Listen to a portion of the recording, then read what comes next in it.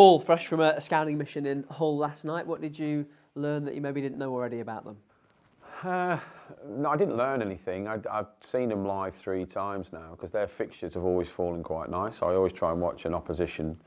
So I watched Sheffield United play there, watched Bristol City play there, and then watched Burnley play there last night. My opinion hasn't changed. I think they'll be top 6. They didn't have the best start, but wow, they've got some energy in their team, and they're brave how they play out. But they play like a 4-1-5 and have 5 across the top line and go for it really. So it's going to take a lot of energy from our team, and our standards are going to have to be upped from the other night to compete with them. They've won 2 away games, drawn 2 and lost 1, I think. I might have got that wrong, but that's what I think it is. But so they're a formidable force. I spent 20 odd mil in the summer, so you know, it's going to be a really good, tough game for us, but a good game. So many resources now, so much tape to watch. Do you still see the value in seeing teams live whenever you can? Yeah, I prefer live. I think I'm really old school, but watching a you know, the download or however you say it now, you can clip it, you can use it, you can see patterns, you need it to show the lads, obviously.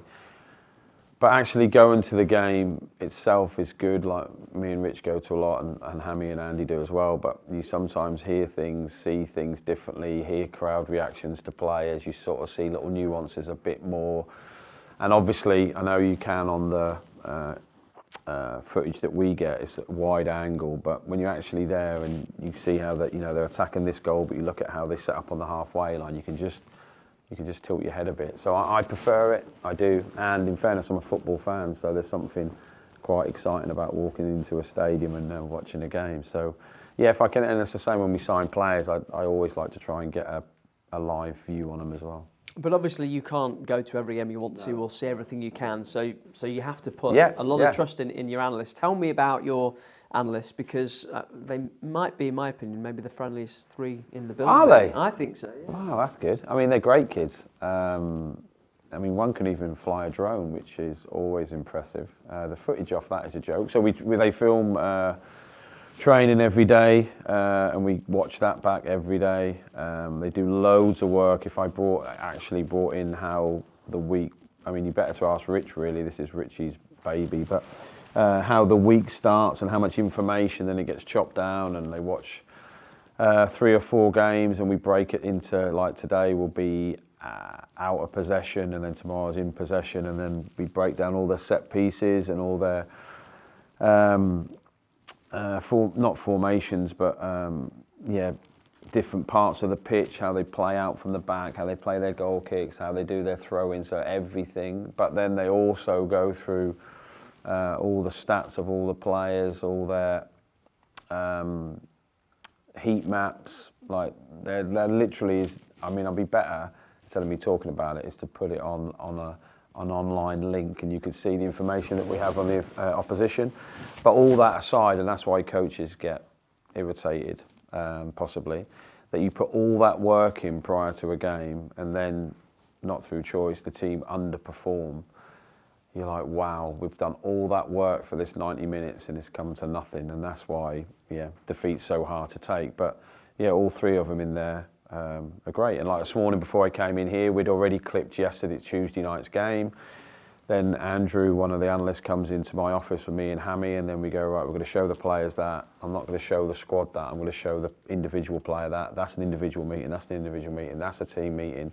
Need that in. That's a good one.